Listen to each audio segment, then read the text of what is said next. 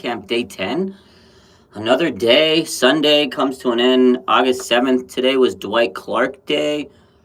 It was a packed house, very packed house. It was a very, very, very crowded today. And before the day, there was an email that said, get there early because they're very much so capping it up and they're expecting a big crowd. And that means you may not be able to make it in. They said one of the attendants said there was like they were expecting 2,000 people at training camp. It was pretty packed. They might have, but it wasn't at Levi's Stadium because they had a concert that they're doing, a Red Hot Chili Peppers concert. So they have a game on Friday, a concert. That would be a very hard task to keep the field ready for training camp for the game next week. So training camp was not in Levi's, unlike last year where Dwight Clark Day was in Levi's. I wish it was, but hey, it still was a good day overall. Being at training camp has been quite the experience, and it's been a blast living the life, living my dreams, and I appreciate you guys for being there every step of the way. What's up, everybody? 49ers Raj 209, what's good? Mr. International says Trey Lance season, SF Niners for life. What's up with the fire emoji? Let's get into it. Overall, this was not the greatest day for the offense, but there's a lot of substance. So there's people that they read the tweets, they say, oh my God, Trey Lance struggled. Like, again, we got a lot of context to go over. I'm going to kind of keep today's short because I got a lot of other tasks to do. I got a podcast to film a little later in the day. And then there's another show I got to do with Rohan right after this. So I'm going to try to keep this pretty short today as much as I can. But you know me, I like to talk. So we will see how long it takes. But the biggest thing we need to note today, there was no George Kittle, no Trent Williams, no Mike McGlinchey, no Emmanuel Mosley, no Dre Greenlaw, no Azeez Al-Shahir. Tomorrow's a day off. So they gave everybody a day off, right? They gave all these vets a day off. So no Kittle. You had Tyler Kroft taking Kittle's place with the ones. No Emmanuel Mosley. Deommodore Lenoir got the reps. No Greenlaw. You had Oren Burks. No Azeez Al-Shahir. You had Flanagan Fowles. So it was a lot of replacements. No Trent Williams and no Mike McGlinchey. You had Colton McKivitz and Justin Skule starting in their place. So without Mike McGlinchey and Trent Williams, the O-line definitely didn't look too hot. They struggled, especially in the run blocking department. They just couldn't get the ball moving. They couldn't hold their blocks.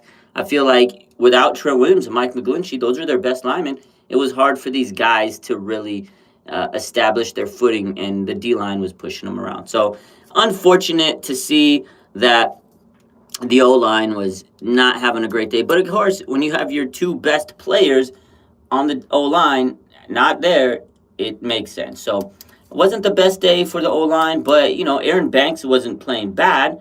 He had some good reps, especially with Kinlaw. And Spencer Verford, he had some good reps. He continues to develop, and that's the thing. I spoke with Spence after I stayed back, like I always do, and I saw him.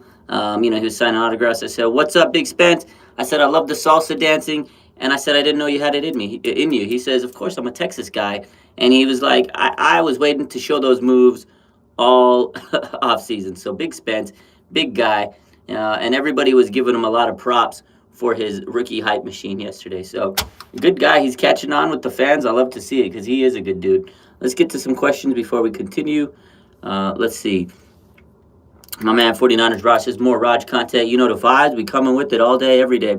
Zay says, I don't know about this O-line, Raj. Yeah, that's what everybody's worried about. But you got to realize today there was no Trent Williams and Mike McGlinchey. They look so much different when those two guys are not in the lineup. So as long as we have Mike McGlinchey and Trent Williams, I think we're going to be fine. And the Niners are playing against a great defensive line up front with the guys we have.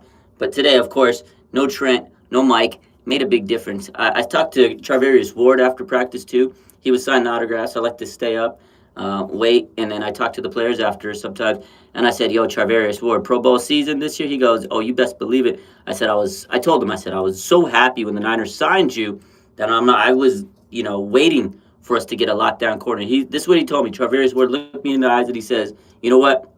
I'm going to prove myself and I will be worth all the money." And I was like, damn, I like to hear that. So Charvarius Ward, very confident, and he says, "I'm going to prove that I'm worth the money." Charvarius Ward's a cool dude. I talked with him, like I said, after doing autographs. He signed. Oh, I didn't bring the hat, but he signed my hat, my other hat. So we got Charvarius Ward and Fred Warner adding to the signatures. But I really like Charvarius. Very hard worker.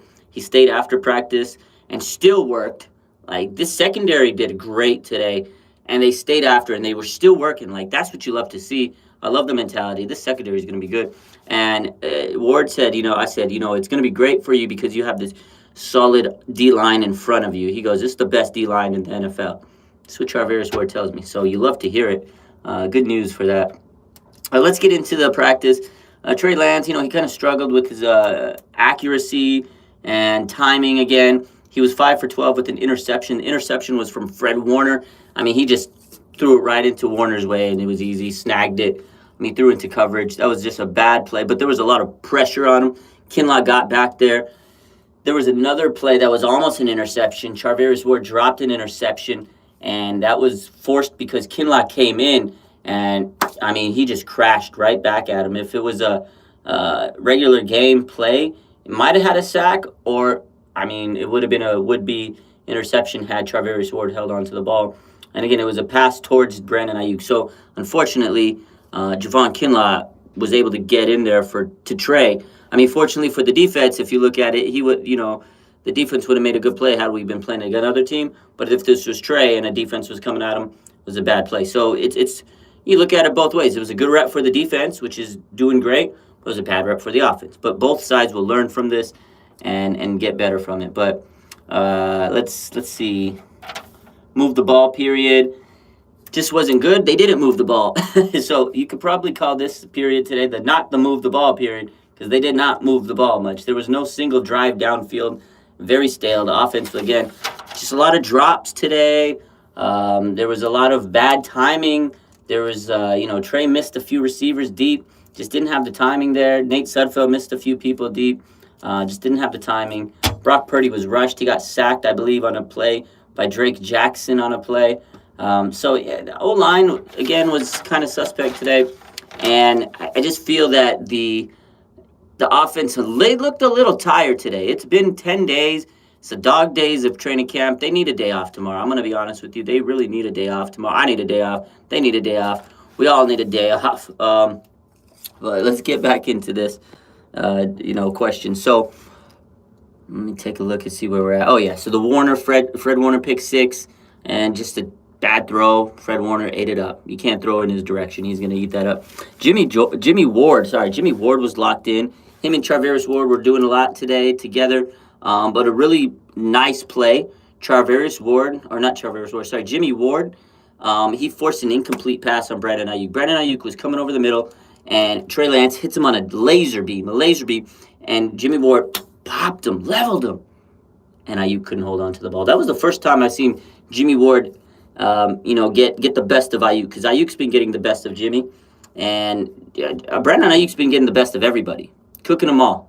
I loved his press conference today. He says, there's so many different cornerbacks on the team, and they all give me different looks, and it's nice to see that I have to work on different techniques against different, players, and you can just see the hungriness in Brandon Ayuk's eyes. But Jimmy Ward, man, nasty hit on my man Brandon Ayuk. Jimmy Ward, he's been bringing the pressure. I don't even think Jimmy Ward's taking a day off. This guy's been in the league for 9 years. He doesn't take days off. You know what I mean? So it was nice. Let's get back to the questions here. Swaggy2K says, you expect Lance to get some reps this Friday versus the Packers? You know what? I wasn't thinking he was, because it's a preseason game, and it's the first preseason game.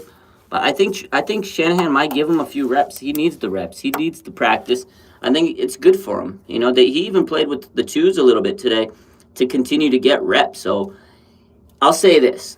I don't know if he's going to get play time or not, but if Trey Lance were to get some playing time in that first preseason game, I would not be surprised. Because I think Shanahan needs him to get a little bit more reps, build that chemistry. I feel like he just needs to get him out there. Just keep working. He didn't play really much last year, again, a few times here and there.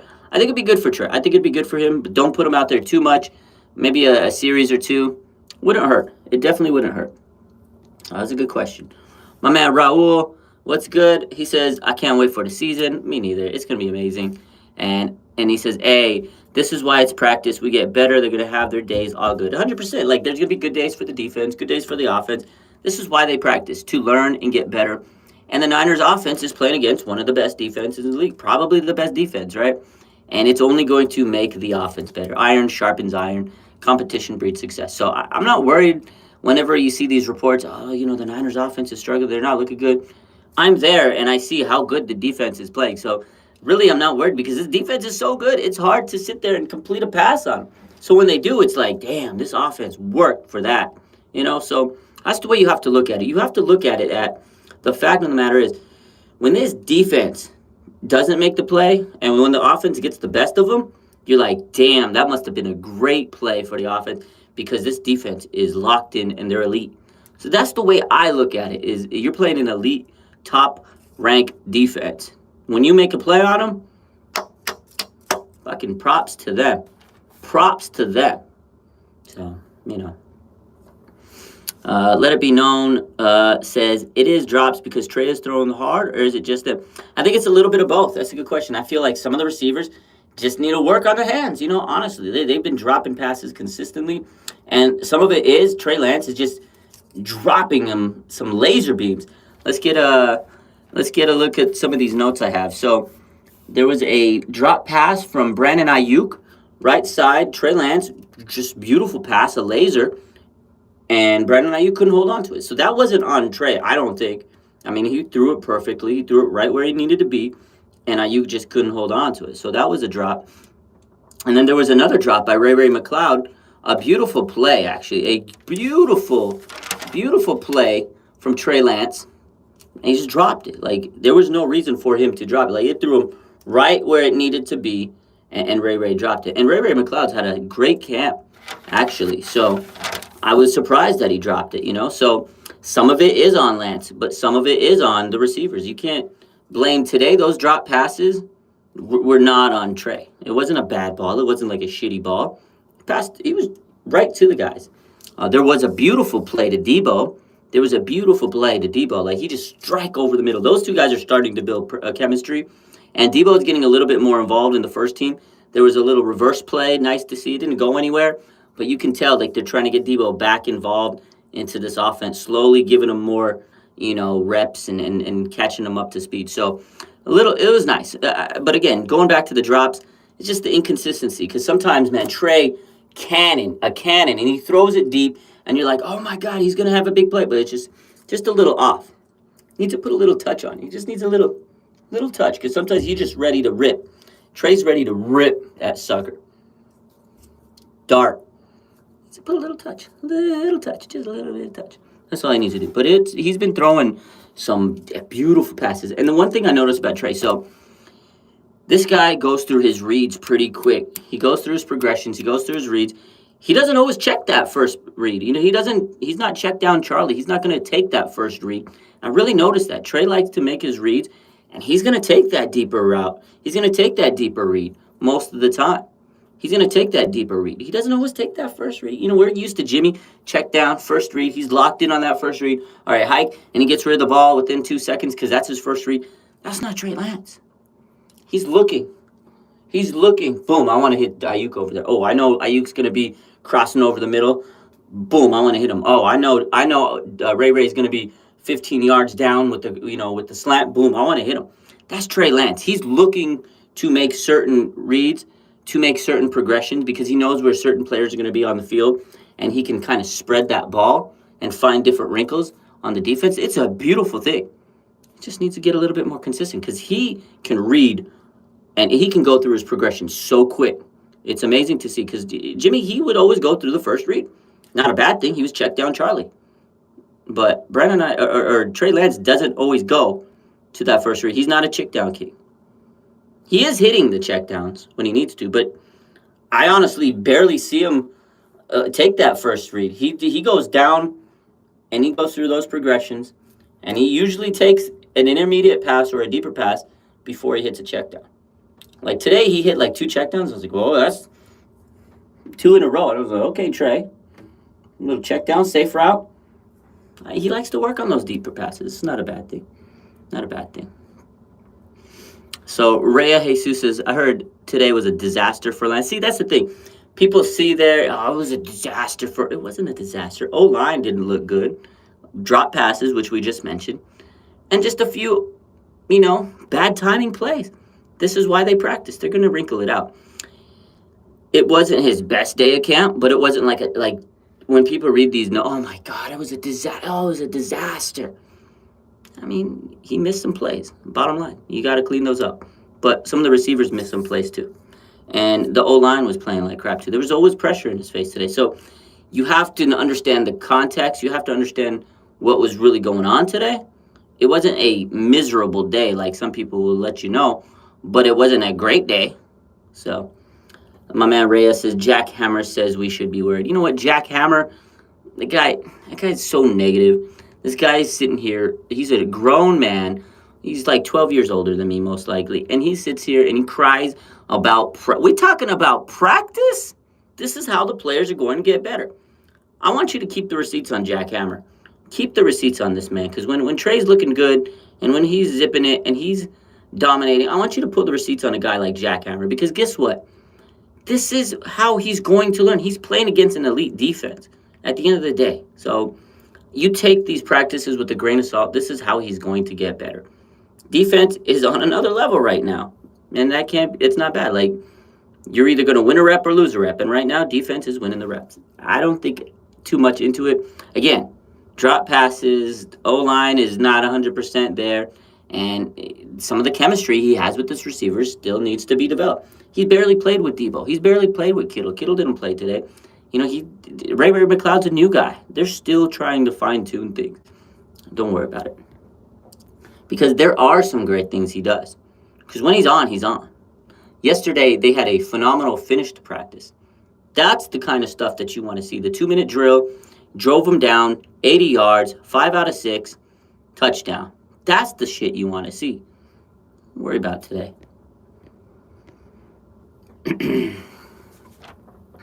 Let's see. They're used to slow Jimmy ball. He had a quick release. You can't hate on that. Let's take a look at some questions here again.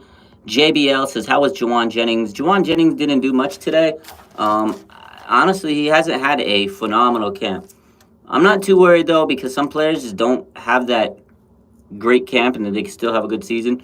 A lot of pressure on Juwan Jennings. We talked about him last night in detail with the quad box. But, again, he has to build that chemistry with Trey. He's had some drop issues himself this training camp, and that's kind of an issue there. But, he still hasn't really had much success with Trey. He's still got to build that chemistry, and that's what all these receivers need to do is build that chemistry. Last year, Juwan Jennings' second half of the season kind of took off, and it was Jimmy's check down guy. He was his his third down guy, his red zone guy. But I feel as the season goes on and Trey gets a little bit more comfortable, I think he'll develop that rapport with them. But it's early. Juwan Jennings hasn't stood out, unfortunately, and he has had a lot of drops. But I think as things go on, these players will start to build that chemistry. You got to realize Trey Lance, this is his first year as QB1. He still needs to build that, connection with a lot of these guys. So, let's see. Let's get to some more of these questions. Let It Be Known says, it can't be perfect every day for Trey. He's never seen a defense this good consistently in his life. That's such a good comment. That's a great way to look at it. You can't be perfect every day. Even Tom Brady has bad days, right? He's the greatest quarterback to most people's, opinion. And he's going against a very good defense. So every day going against a defense like this is going to bring the best out of him. It's hard. It's a tough defense. You can just see the talent dripping. And, that's only going to make Trey Lance better. Because when he goes up against another team that doesn't have a defense like the Niners, it's going to be a great day for him. You're like, oh, wow, Trey's looking good. How come he didn't look good at training camp? He's playing the best defense in the NFL, right? So he's going to have his moments where he struggles, especially against our defense. So I'm not too worried about it. That is a good comment. Let it be known. He can't be perfect every day. He's going to go through ups and downs, and that's how it's going to be in the season. He's going to have some great days, some bad days, some really days. But we got to support the guy, and I think he's going to be great overall once he figures it down and things slow down. So, and others, let's see. Swaggy 2K, it's only going to make Trey better because he's going against one of the, so you guys all get the vibes. You know the vibes. Let's see a couple more questions here. Rhea says Hufunga might lose his starting role to Tarvarius Moore. It's possible. Tarvarius Moore has been in the mix. He's looked athletic. I've talked about this a lot. I feel that Tarvarius Moore has continued to showcase that speed and that ranginess and that lateral cut ability that I was worried he didn't have since he came back from an Achilles. But Tarvarius Moore has looked very good. He's been really impressive. He's played with the first team next to Jimmy Ward, but so has Hufanga. They've rotated him in. I feel like this season they're going to play 3 safeties and they're going to rotate Jimmy Ward and Tarvarius Moore. Get used to that. I think there's going to be a rotation. You're going to rotate these guys because it's going to depend on the situational football. Tarvarius Moore does some things that Hufanga can't do, and Hufanga does some things that Tarvarius Moore can't do. Hufanga's good against the run, tough guy, big tackler. Tarvarius Moore, he's great in coverage compared to, Hufanga. He's faster, he's quicker, he can go laterally.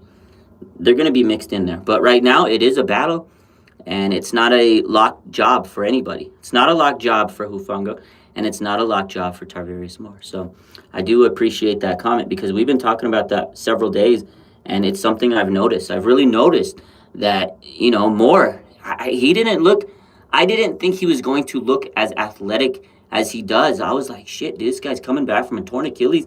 Is he going to have that burst? He still has it, and I like him. He's an athletic guy. It's a good problem to have. Good problem to have. So shout out everybody. We got 33 watching. Hit that like button on your way in. Appreciate it. How was the O-line today? Again, we talked about the O-line. Definitely not the best day, but you got to realize context matters. No Trent Williams, no Mike McGlinchey, and there was a lot of backups in. McKivitz and Justin Skule started on that line. Didn't look good. But I will say Aaron Banks looked good. Him and Aaron Banks and Javon Kinlaw, we're going at it. We're going at it, baby. 2 bulls squaring off, 2 prize fighters. You got Javon Kinlaw, you got Aaron Banks, and they were going at it. And let me tell you, Javon Kinlaw looks very good. What's up, CG Ruthless? What's up, media? Javon Kinlaw looks very good in training camp. This man, we've talked about him several times. I've mentioned him a lot. He looks so slim. He looks trim. He's added muscle. He's pure, just jacked. This guy's body is transformed. He's transformed himself. Absolutely transformed himself. And he looks fast. He looks quick. He's moving like butter. Javon Kinlaw's out there. He got this little, chop move. He's got this, Aaron Donald swim. Dude, this guy, Javon Kinlaw, if he can stay healthy, he's going to be a problem. He's going to be a problem. I'm telling you right now, Javon Kinlaw, if he's healthy, he's going to be a problem. And he looks mentally focused. He looks happy. And that is such a good thing. My man Reyes says, I heard Kinlaw told Grant Cohn today, are you riding that? Yo, Kinlaw would be looking at Cohn. He's zoned in on him. You could tell he's motivated. There was one time, a little story I gotta tell you. One time, first week of practice, you see Kinlaw coming down, shooting down. Grant Cohn's here. He's sitting here. And Kinlaw's coming. You see Grant Cohn. He makes a beeline. He's moving. Kinlaw was looking for him. Fucking funny to see. I always look at which Grant Cohn moves a little off to the side when Kinlaw's coming. But you can tell Kinlaw's motivated. He is very motivated. Very motivated. Very, very motivated. My man Raul says, E-Man, is he hurt? No, he just had a day off today. I didn't hear he was hurt. He looked okay. He was just on the practice field with the street clothes. A little rest day.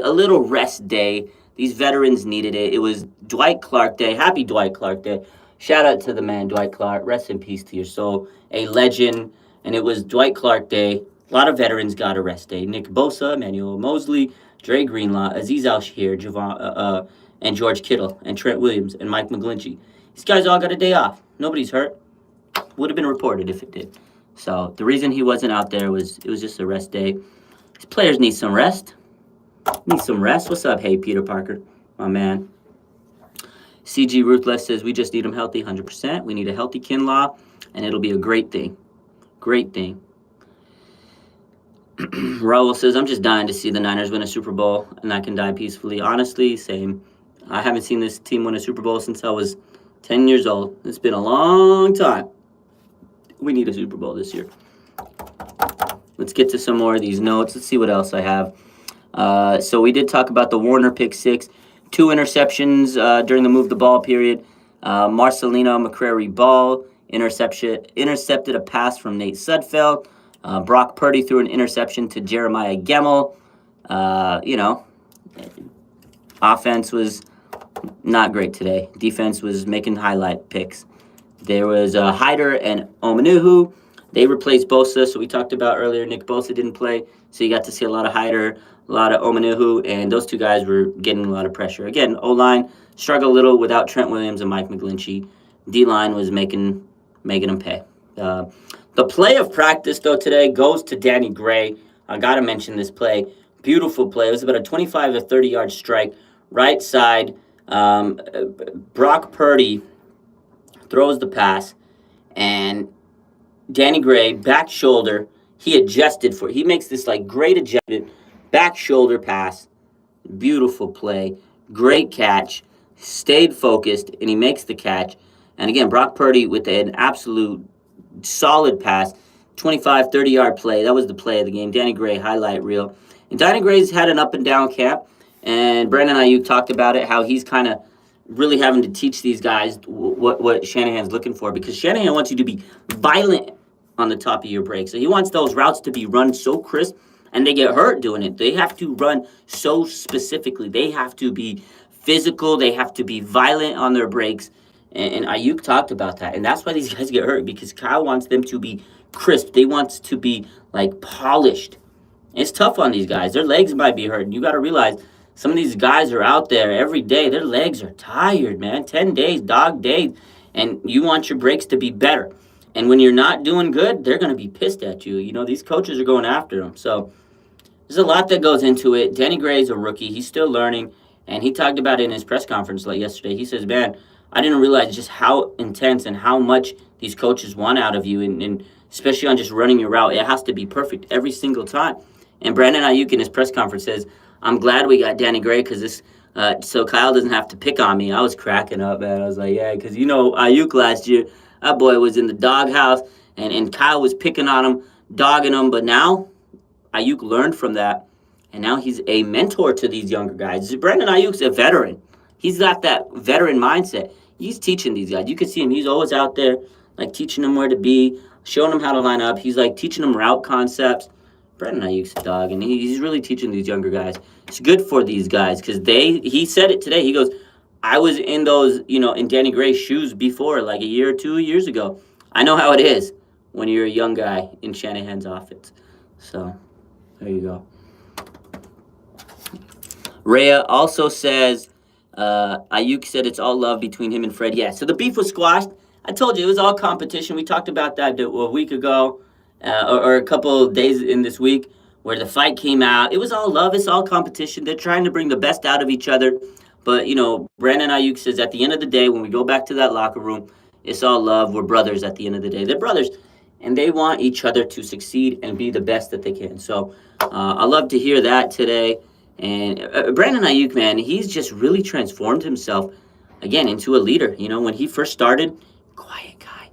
You couldn't talk. You couldn't really hear what he's so quiet. And now he talks so loud and he's vocal. He gets his point across. Just like that. He gets his point across. And I love Brandon Ayuk for that. He's really transformed and he's becoming a great player, superstar in the making, and he's come out of that shell. He's coming out of his shell. You absolutely love to see it. Sorry if I shouted at you. Get a couple more questions or comments. My man, let's see. Let's get some more comments. So we got Rip DC from Hey Peter Parker. We got CG says, I believe we play a lot out of our backups and against the Packers. Do you think Trey plays a series? We did talk about this. Probably going to get most of our backups to play because that's where they need to be. We'll talk about this later in the week during a game preview show. But, the preseason is about the undrafted players, the rookies, the youngsters. They get their time to kind of really hone their craft and get their reps in a real game. I think we might see Trey for a series. I really do think we might. I think Shanahan wants to get him in there, get his feet a little bit more wet. CG says Danny Gray will improve. He will. He's a rookie. He's still young. He's learning. Hey Peter Parker says this is where training camp and prep pays off. Work hard now so we can celebrate in February. Exactly. It all starts here. In order to win a Super Bowl, it all starts here. 100% agree. My man Eric O says, should I get an Ayuk or Bosa jersey? That's a tough question. I would get both. Everybody in the chat, help my boy Eric out. Let him know what jersey he should get. Personally, I would probably go with Bosa, slight edge, although Ayuk's going to be a dog, but we already know Bosa is a top dog in the league, probably going to get locked up to a major contract, and Nick Bosa is going to be a flat-out Defensive Player of the Year candidate. I mean, if you don't have a Bosa jersey, you got to get it, man. I would get both, though. My man Rohan says, see you soon. I got a few minutes to wrap this up because I'm going live with him in just a couple minutes, actually. So, and my man Reyes says, is there practice tomorrow? No, there's not. How was O'Neal? O'Neal, again, hasn't got a lot of opportunities, very limited as an undrafted player, but he continues to work hard, comes out early, stays late. Preseason is where a guy like O'Neal is going to get his work. So, let's see.